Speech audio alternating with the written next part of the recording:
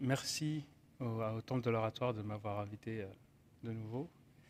Je vais commencer par ma formule liminaire. Vous m'entendez bien?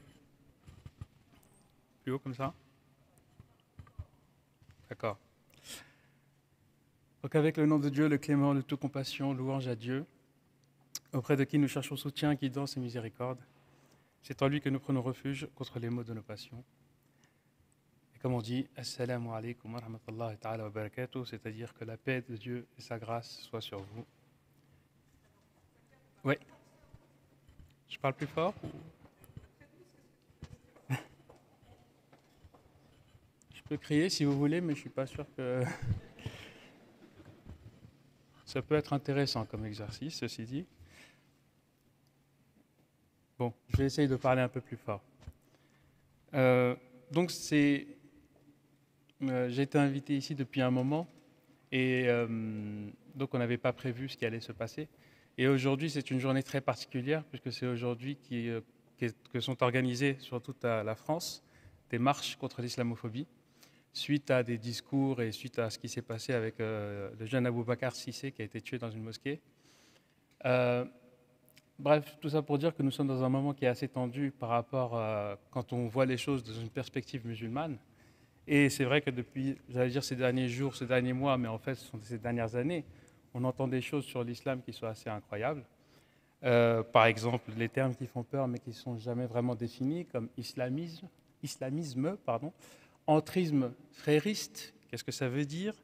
Djihadisme d'atmosphère, alors là on a atteint le sommet. Et tout ça, en fait, crée un climat qui fait que quand on parle d'islam, on ne sait plus trop vraiment de quoi on parle. Quand on parle de musulmans, on ne sait plus trop vraiment de quoi on parle. Quelle est la différence entre quelqu'un qui veut pratiquer sa foi, juste pratiquer sa foi, et quelqu'un qui veut faire de l'entrisme islamiste? On ne sait plus, en fait. On sait plus. Donc ici, je me suis dit que ce que j'allais vous proposer, c'était de prendre un temps de respiration, en quelque sorte. Et ce temps de respiration, il va passer par les textes, comme l'a rappelé Béatrice. Donc, ce que je vais vous proposer, c'est essayer de voir ce que dit le Coran de la notion de musulman. C'est quoi un musulman? Un musulman ou une musulmane. Et d'autant plus que je vais vous lire quelques passages qui vont peut-être vous poser question. Dans le Coran, dans la sourate La famille d'Imran, la 3e sourate du Coran, au verset 52, il est dit « Mais quand Jésus alayhi salam, que la paix soit sur lui, eut essuyé d'eux des Juifs auxquels il s'adressait, auxquels il essayait de prêcher la parole. » Donc je reprends. « Mais quand Jésus alayhi salam eut essuyé d'eux la dénégation, il dit « Qui prend mon parti pour aller à Dieu ?» Les apôtres dirent « Nous prenons le parti de Dieu. Nous croyons en Dieu, témoigne que nous sommes de ceux qui s'en remettent à Dieu. » Et qui se dit en arabe « Muslimoun ». Plus loin, au verset 67, donc dans la même sourate, voilà ce qui est écrit. « Abraham n'était ni juif ni chrétien, mais c'était un croyant originel, hanifan, un de ceux qui s'en remettent à Dieu. » Le terme en arabe, musliman. Muslim. Donc on voit dans le texte coranique, ce sont deux exemples, mais en fait on pourrait en prendre d'autres. Sur tous les prophètes, on pourrait prendre d'autres exemples. Ici, ce qui est intéressant, c'est que le terme dans le Coran, c'est muslim, musliman, qui sont des déclinaisons, enfin muslim, a été traduit par certains traducteurs par musulman. C'est-à-dire que quand vous prenez certains Corans en français, vous lisez le passage, il est dit, les apôtres dirent, nous sommes musulmans. Vous voyez que quand on lit ça, on se dit, c'est quand même un petit peu bizarre, parce que l'islam tel qu'on le connaît est apparu bien après l'époque de Jésus, ne serait-ce que ça. Alors la question qu'on se pose, c'est, partant de l'idée que le musulman aujourd'hui est celui ou celle qui adhère à ce qu'on appelle les 5 piliers de l'islam, donc les 5 piliers, l'attestation de foi, il n'y a de Dieu que Dieu et Mahomet est le messager de Dieu, la prière, le jeûne, l'aumône et le pèlerinage à la Mecque, qui sont les 5 donc, piliers. Quiconque se veut musulman, chiite, sunnite, ibadite, peu importe les branches, se rattache à ces 5 piliers. Donc là, quand on sait ça et qu'on lit les passages coraniques qui nous disent que les prophètes étaient musulmans, on a un peu de mal à comprendre. Alors du coup, ce que je vais vous proposer, c'est essayer de voir que veut dire le Coran par le terme de musulman. Et pour ça, et est-ce que ça veut vraiment dire, est-ce que muslim est un équivalent de musulman? J'ai oublié de mettre mon chronomètre. Est-ce que c'est un équivalent? Eh bien justement, pour voir ça, je propose 3 passages. Le premier est tiré de la sourate Le Pèlerinage, la 22e sourate. Alors, on ne va pas analyser des sourates. Les sourates, c'est très long, c'est dans les chapitres. Ça dépend desquels, mais c'est assez long. Donc, on va analyser des versets. Le verset 77 et 78, qui va nous donner une sorte de récit cadre, en quelque sorte, sur qu'est-ce que muslim veut dire. Le deuxième passage tiré de la sourate Jonas, qui va insister sur une notion qui est fondamentale pour comprendre ce que c'est l'islam, c'est celle de tawakkul, mais j'y reviendrai. Et le dernier passage, qui est non des moindres, qui est un passage qui prend en charge la question homme-femme, sur la question de qu'est-ce qu'un musulman et qu'est-ce qu'une musulmane. Donc ça me paraissait important de rappeler pour un peu tordre le cou à certaines idées qu'on entend en boucle sans cesse, et auxquelles certains musulmans finissent par adhérer d'ailleurs.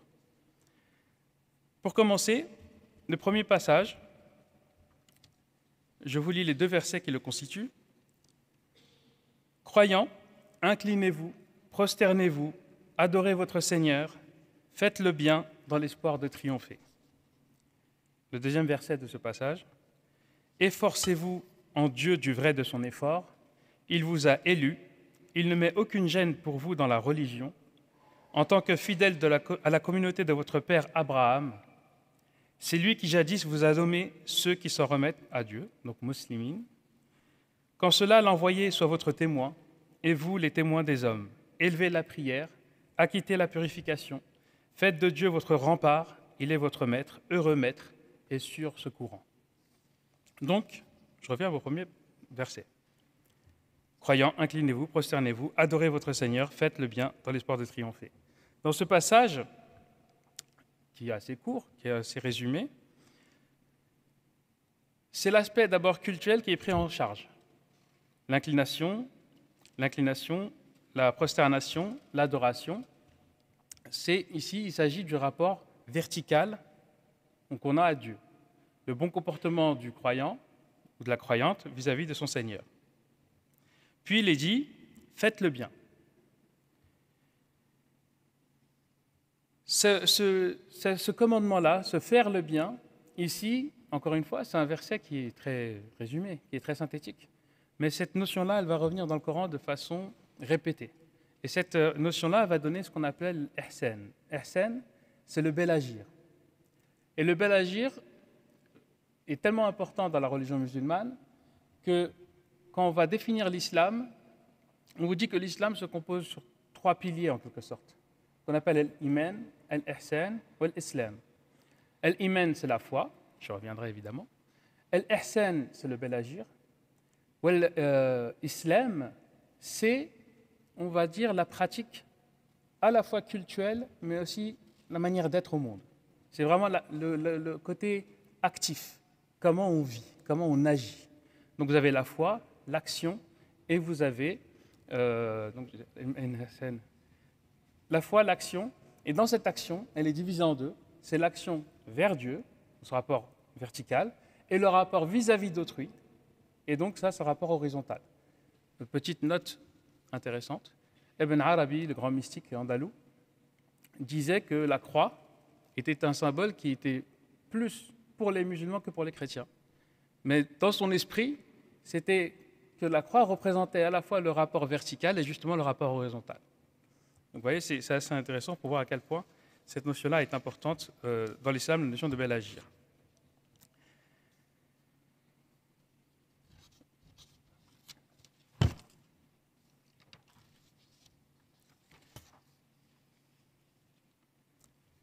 Autre chose pour expliquer le bel agir, le Coran prend en charge cette question-là de la belle action.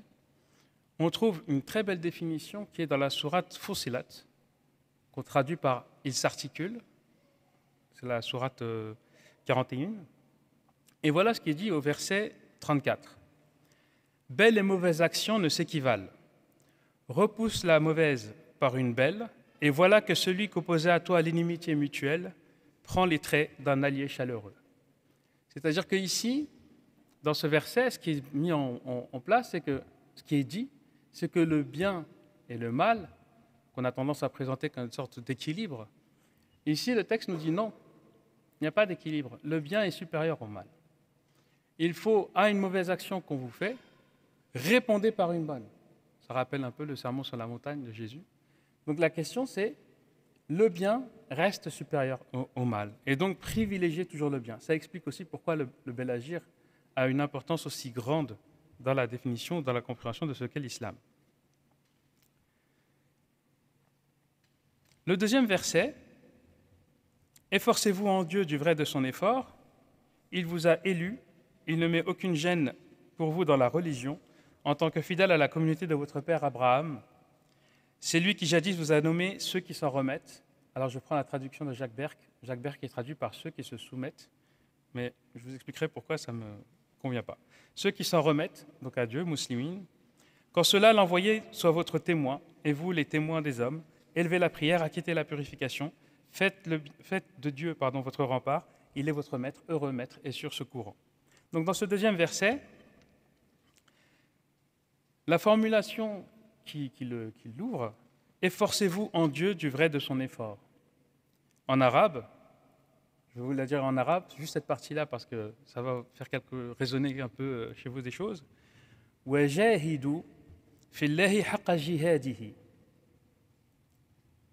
Vous reconnaissez un mot? Jihad, le djihad, le fameux djihad. Petite note, les Arabes chrétiens au Liban appellent aussi leurs enfants jihad. Ce n'est pas un nom réservé aux musulmans, parce que jihad, c'est vraiment l'idée d'effort. Jihad.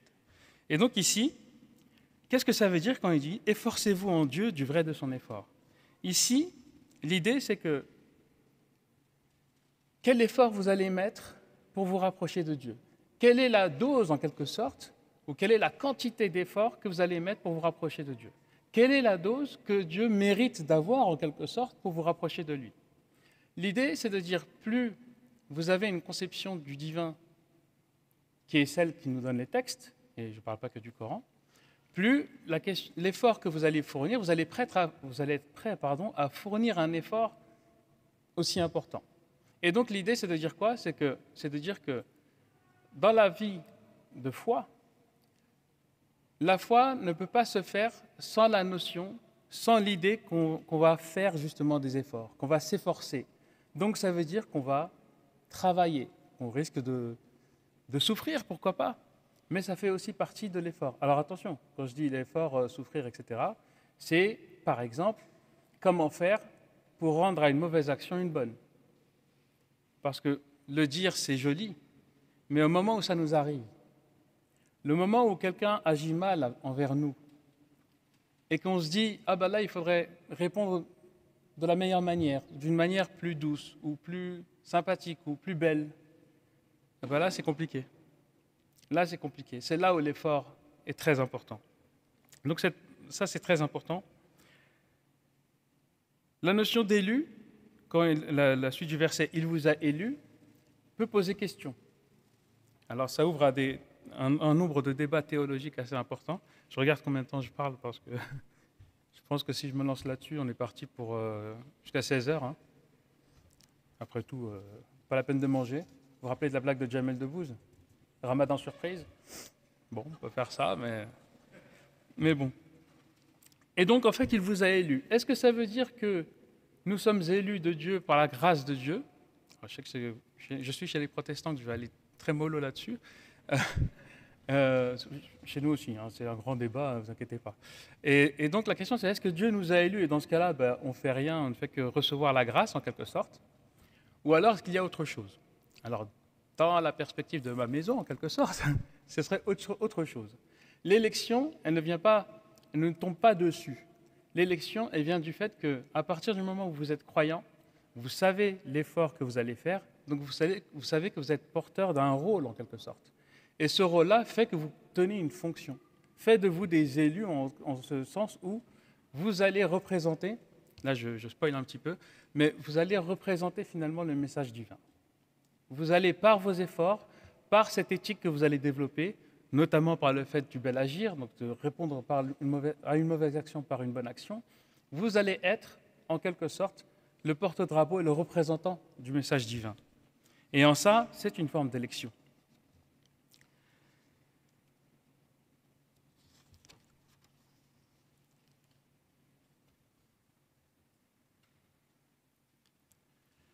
C'est d'autant plus vrai que le croyant ne vient pas, n'est pas, spirituellement parlant, issu d'une génération spontanée. Je ne sais pas si vous voyez ce que je veux dire quand je dis génération spontanée, c'est-à-dire il n'y avait rien avant lui, il arrive et tout d'un coup, il fait tout seul. Il est dans une lignée spirituelle. Et dans cette lignée spirituelle, il y a les sages, il y a les prophètes, évidemment. Quand le verset rappelle notre père Abraham, pourquoi Abraham? Et d'ailleurs, c'est assez intéressant, parce que dans une de mes dernières prédications ici, j'ai parlé de ça, du cheminement d'Abraham, et comment Abraham arrive finalement à Dieu un, unique. Et donc, il y a toute une démarche d'interrogation. Donc, c'est pour ceux que ça intéresse à la sourate 6, c'est l'An'am, les troupeaux, les versets 74 à 81. Abraham rentre dans une démarche où il se pose la question, est-ce que Dieu, ce sont les astres? Est-ce que Dieu, c'est le soleil? Est-ce que Dieu, c'est... Et à chaque fois, il réfléchit et puis il dit, non, c'est pas ça, non, c'est pas ça. Et il arrive finalement au Dieu un, au Dieu véritable, en quelque sorte. Mais une fois qu'il est arrivé là, il ne s'est pas arrêté là. Parce qu'une fois qu'il est arrivé là, ben, il a quand même demandé, ouais, mais je veux quand même une preuve. Et donc Dieu lui répond, une preuve, ça veut dire quoi? C'est-à-dire que tu ne me crois pas encore? Il dit, non, je crois, il n'y a pas de souci. C'est juste pour tranquilliser mon cœur. Et donc, il y a toujours cet effort qui est remis, le travail, le cœur qui est remis à l'eau. L'expression, je ne la maîtrise pas, ça va être catastrophique, mais c'est le travail qui est toujours refait. C'est-à-dire qu'une fois qu'on a, ok, je sais qu'il y a Dieu, je crois en Dieu, mais quand même, je veux quelque chose de plus. Je veux tranquilliser, donc je veux apaiser mon cœur, connaître une forme de sérénité. Et donc, le croyant, il est riche de ce savoir-là. Il est riche de cet enseignement-là. Alors, j'ai dit Abraham, mais je pourrais aussi dire tous les autres prophètes, tous les autres maîtres de sagesse de façon générale. Et donc, le croyant se met dans cette lignée-là, cette lignée spirituelle, et il prend aussi cet enseignement-là et il fait avec, en quelque sorte. Et pourquoi nous sommes tranquillisés? Pourquoi Abraham, finalement, il se tranquillise? Et pourquoi il a cette liberté, finalement, de demander à Dieu, bien qu'il est atteint, en quelque sorte, et il finit par demander quand même, je veux tranquilliser mon cœur? C'est parce qu'il y a ici une véritable liberté dans le rapport qu'on a au divin.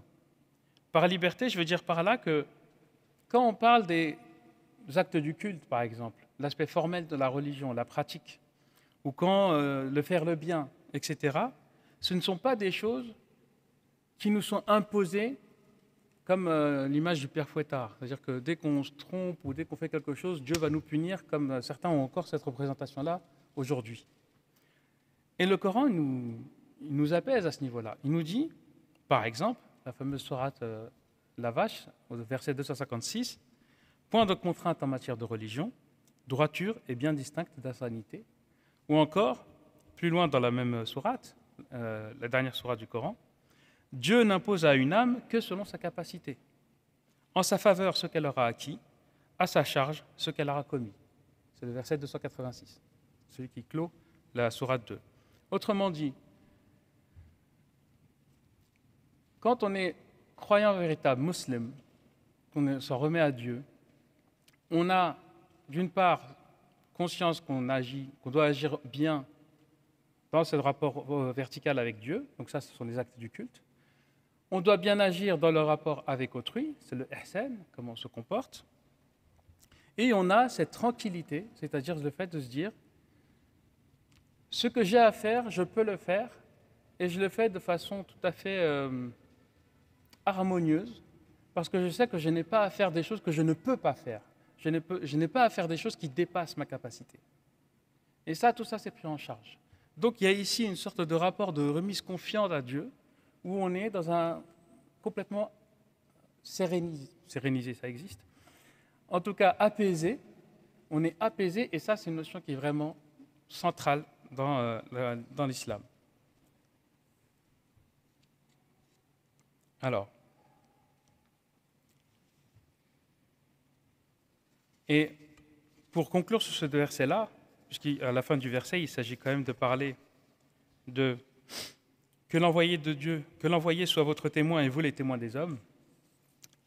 Cette idée-là, pour la comprendre, j'ai dû m'appuyer sur un chercheur, un coranologue, on appelle ça comme ça, spécialiste du Coran et de l'histoire du Coran et de l'islam primitif, qui s'appelle Mehdi Azayez, qui est professeur à l'université de Louvain, et qui explique que le Coran s'adresse à 3 publics. Il s'adresse d'abord au prophète Mohammed, sallallahu alayhi wa sallam, que la paix de Dieu soit sur lui et sa famille. Donc Mohammed, pourquoi? Parce que c'est lui qui a pour tâche de communiquer aux autres. Et à travers le prophète Mohammed, il s'adresse à son premier public, en quelque sorte, donc ceux de l'Arabie occidentale du 7e siècle. Et puis il y a un 3e public, et là c'est nous. C'est-à-dire, quand je dis nous, c'est-à-dire tous les gens qui viennent après cette période-là, qui ne sont pas les témoins directs de cet échange, de la production en quelque sorte du Coran. Et ça se fait, quand je dis nous, ce n'est pas que nous ici, mais c'est-à-dire tous les gens qui sont venus après le prophète, après cet âge-là. Donc eux, le Coran s'adresse à la fois au prophète, au public via le prophète, et il s'adresse à tous les autres. Et il y a des passages dans le Coran où le Coran s'adresse explicitement aux croyants ou aux musulmans, et il y a des passages dans le Coran où le Coran s'adresse explicitement à tous les êtres humains, peu importe qu'ils soient croyants ou non. Le plus connu, c'est la sourate des appartements, le Hujurat, 49, où le fameux verset « Ô humains, nous vous avons créé à partir d'un mâle et d'une femelle et fait de vous des nations et des tribus différentes afin que vous vous entreconnaissiez. Le plus digne auprès de Dieu est celui qui se prémunit le mieux, ou celui qui est le plus pieux. » À vous de traduire. Donc vous voyez, ce verset-là, il est très connu et il est d'autant plus important que cette sourate-là, 49, elle est ce qu'on appelle une sourate testimoniale, c'est-à-dire qu'elle arrive à la fin de la révélation. C'est-à-dire que c'est vraiment, cette sourate-là, elle commence presque, tous les versets commencent par « Ô vous qui croyez, ô vous qui croyez », et au verset 11 de mémoire, c'est « Ô vous les humains ». Donc là, le Coran s'adresse à tout le monde. Donc à partir du moment où on prend l'idée que le Coran s'adresse à ces 3 publics. Donc il y a le prophète, il y a le public récipiendaire direct, c'est-à-dire ceux qui entouraient le prophète, et puis il y a nous à travers les âges. Et ici, ce qui est demandé, c'est que je reviens à mon histoire de le croyant qui est porteur du message, en fait, qui est représentant du message. Quand le verset dit que les croyants doivent être les témoins des hommes, ça ne veut pas dire qu'ils doivent être la police morale ou une sorte d'inquisition pour vérifier que les gens ils font pas. Non. Les croyants sont ceux qui sont les porteurs du message. Ce sont ceux qui disent, voilà, ce message, il existe. Voilà, la parole de Dieu, elle est là. Voilà comment on se comporte quand on est dans cette croyance-là et dans cette fidélité-là. Mais c'est la seule chose qu'il peut faire. Je reviens à mon fameux verset dont je parlais tout à l'heure. Nulle contrainte en matière de religion, droiture se distingue assez de l'insanité. Donc ici, vous voyez bien que ce rôle de témoignage, c'est voilà ce que c'est qu'être croyant, mais ensuite, les gens, ils sont libres de vivre comme ils veulent. Je crois que je fais un peu long. J'ai compris le regard. Donc, je vais quand même finir, j'essaie d'accélérer un petit peu. Donc, acquitter la purification. La purification, c'est le 3e pilier, c'est-à-dire la zakat. Et c'est vrai que c'est bien que Berg traduise par purification, parce que zakat, qu'on traduit le plus souvent par aumône légale, vous imaginez bien qu'il y a quand même un énorme hiatus entre dire aumône légale ou purification. Ça n'a rien à voir. La purification, zakat al-nafs, la purification de l'âme, c'est le fait de se détacher des biens. Mais ça peut aussi être le fait de se détacher de tout ce qui peut nous faire plaisir. J'aime mon temps de loisir parce que j'aime bien jouer à FIFA. Peut-être que si je lâche un peu, je fais ce sacrifice de temps de loisir pour peut-être prendre 1 heure pour faire des cours à des gens qui en ont besoin, voilà, ça, on se détache aussi de ce bien matériel. Donc la purification, c'est ça. On n'est pas le mot légal. La purification, c'est de se détacher des biens matériels. Donc ici, la fin du verset, c'est ça. Acquittez la purification, faites de Dieu votre rempart. Il est votre maître, heureux maître et sur secourant. Bon. Ça me paraît assez clair et évident. Et par besoin de gagner du temps, je vais aller à la suite. Je vais aller au deuxième verset, à la deuxième séquence plutôt. La deuxième séquence qui est celle tirée de la sourate Jonas. Donc ne vous inquiétez pas, je vais essayer de faire très vite. Tirée de la sourate Jonas, qui dit, Moïse dit, ô mon peuple, si vous croyez en Dieu, eh bien, remettez-vous-en à lui, tawakkalou, pour autant que vous soyez de ceux qui se soumettent. Muslimin. J'ai gardé ici la traduction intégrale de Berg. Donc dans ce passage-là, ce qui m'intéresse, c'est la notion de tawakkul. Le tawakkul est en fait tawakkul et islam, c'est quasiment des équivalents, des synonymes. Tawakkalou, c'est vous en remettre à. Et muslimin, c'est ceux qui se soumettent à, mais je n'aime pas soumettre. Pourquoi je n'aime pas soumettre? Parce que vous voyez bien que dans l'horizon de lecture français, en français, quand on dit soumission, on est quand même dans un rapport de chaîne. On est dans un rapport de j'ai vraiment pas le choix, j'ai la contrainte, j'ai le couteau sous la gorge. Alors que justement, tout ce que je suis en train de vous expliquer tout à l'heure, c'est que ce n'est pas le couteau sous la gorge. On est dans un rapport de confiance absolue envers le divin. On est dans un rapport où ici, on est dans un rapport de chaleur aussi. Je n'ai pas parlé du mot Rahman. Quand on commence, tous les versets coraniques, toutes les sourates coraniques commencent par Bismillah ar-Rahman ar-Rahim. Pour moi, c'est intraduisible, parce que ça vient de Rahma. Rahma en arabe, si on revient à la racine trilitaire, le mot, c'est l'utérus. Ça veut dire quoi? C'est-à-dire que c'est là où l'embryon se développe. Donc on rentre dans un champ lexical de développement, de protection, d'amour, de chaleur, de pardon, de miséricorde. Il y a toutes ces notions-là dans Rahma. Vous voyez? Et donc, la confiance, pourquoi on a confiance en Dieu? Parce que Dieu, il est Rahman Rahim. Et il y a un verset où il dit Inna Allah kataba ala nafsihi ar-rahma. Dieu s'est prescrit à lui-même ar-rahma. C'est-à-dire que beaucoup de versets coraniques nous expliquent que Dieu est capable, est omnipotent. Si Dieu dit une chose, soit et elle est, nous dit le verset. Donc, soit et elle est. La puissance de Dieu, elle est infinie. Dieu peut tout faire. On peut se dire que potentiellement, évidemment, il peut prendre le gentil, le mettre en enfer, et le méchant, le mettre au paradis. Mais Dieu, kataba ala nafsi ar-rahma, il s'est prescrit ar-rahma, et donc à partir de là, on sait qu'on est dans un rapport avec un maître sursecourant et heureux, au sens où notre rapport à lui ne peut être qu'un rapport de joie finalement. Alors je sais qu'il y a une nuance entre joie et bonheur qu'il faut. Mais ici, l'idée, c'est de dire que quand on est dans ce rapport-lien, de ce lien-là, un lien d'alliance avec le Seigneur, on n'a pas peur. On ne peut qu'aller sans remettre à lui. Nous avons à faire les choses, on les fait, et puis après, le résultat, c'est autre chose. C'est ça le tawakkul. Vous avez un hadith, donc c'est un propos attribué au prophète. Un homme vient voir le prophète un jour, parce que cet homme-là, il était travaillé, il ne comprenait pas en fait. Est-ce que Dieu décide de tout, ou est-ce que finalement, on a une part de responsabilité dans ce qu'on fait? Et il lui dit, bon, très concrètement, terre à terre, il lui dit, ma chamelle, est-ce que je l'attache, ou alors je ne l'attache pas et je me remets à Dieu. Aqalha, je l'attache, ou atawakkal, ou je me remets à Dieu. Qu'est-ce que je fais? Et le prophète, il lui dit, attache-la et remets-toi à Dieu. Aqalha wa tawakkal. Vous voyez? Donc c'est vraiment l'idée qu'à partir du moment où on est dans ce rapport-là, on fait, on agit, on plante la graine, et puis on ne pense pas à savoir si la pomme elle va être sucrée ou assez grande ou petite, etc. D'accord? C'est vraiment ça, le tawakkul, c'est l'idée de « allez, on y va ». Et juste pour rappeler ça, qui fait confiance à Dieu, man yatawakkal, Dieu lui sera suffisance, Dieu toujours réalise ses fins, Dieu pour toute chose établit une mesure.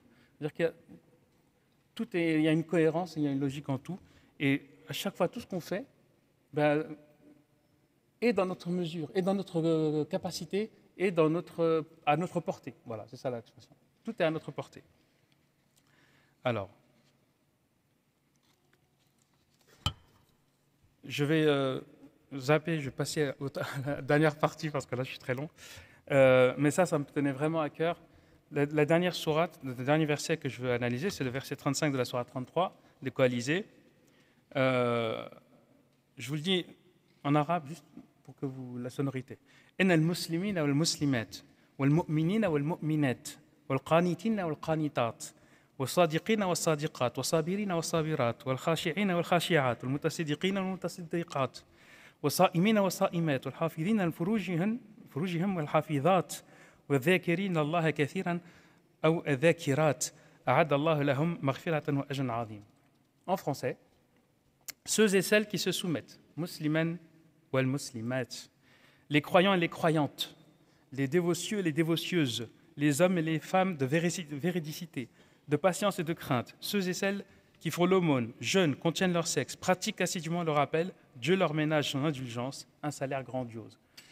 Ce verset-là, il a été révélé dans un contexte très particulier. Une des femmes du prophète qui s'appelait Salama vient le voir un jour et lui dit au prophète, nous les femmes, on pratique tous les commandements. On jeûne, on prie, on fait tout ce qu'il faut, etc. Mais la révélation est toujours rédigée au masculin pluriel. Comment ça se fait?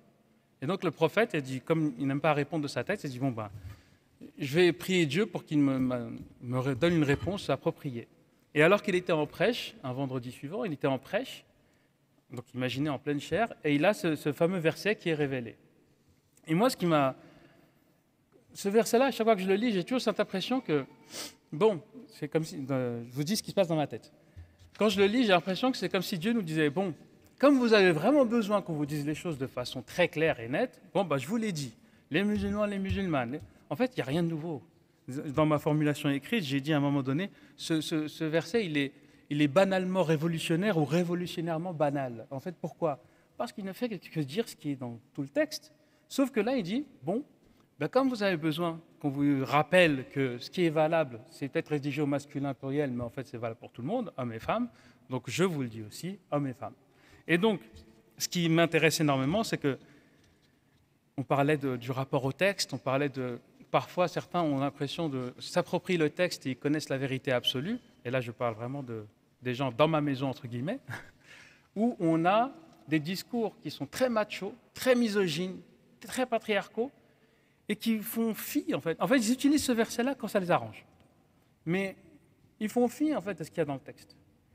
Et ce qui m'intéresse aussi, c'est que le premier mouvement musulman qui va réclamer l'imama, le droit à l'imama pour les femmes, et l'imama, ça a deux sens. Ça a le sens de l'imama à la mosquée, mais ça a le sens de calife, de chef d'État. Le premier mouvement qui va réclamer ce droit-là, il vient le chef de ce mouvement-là, il s'appelait Shabib ibn Yazid al-Shaybani, et ce mouvement, il date de 697, c'est-à-dire une soixantaine d'années après la mort du prophète.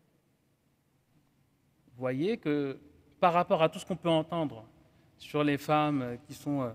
Une bonne musulmane est une musulmane qui est enchaînée. Bon, ça, c'est moi qui résume l'idée. Hein. Je dis pas que c'est... Mais enfin, on dit quand même des choses qui vont dans ce sens-là.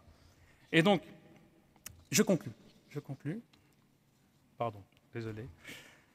Donc, pour répondre à la question initiale, est-ce que le mot musulman recouvre ce qu'on appelle musulman? Évidemment non. Évidemment non. Le musulman dans le Coran est celui qui est dans une disposition d'esprit qui se caractérise par une foi vivante, qui englobe à la fois la vie cultuelle et la vie pratique, celle du quotidien. Nous ne sommes pas des musulmans uniquement au moment du culte, mais tout le temps. Cela doit se traduire dans l'éthique, même du ou de la croyante, et dans cette attitude, ce qui marque le plus, c'est la confiance. La remise de soi dans une confiance absolue et totale envers son Seigneur. En somme, à bien y regarder, je crois que l'état de musulman, en son sens coranique, est l'idéal régulateur, l'objectif de tout musulman aujourd'hui. Alors oui, dans ce sens, les apôtres, Abraham, mais aussi Moïse, Jésus, Jonas, Mohammed, alayhi salam, sur eux la paix, étaient des musulmans, en ce sens-là, évidemment. Mais si on dit en sens de musulman, évidemment, ce n'est pas le cas. Donc, et toujours, wa Allahu a'lam, et Dieu sait le mieux. Merci pour votre écoute et pour votre accueil, et que la paix de Dieu et sa grâce et sa bénédiction soient sur vous tous. Merci.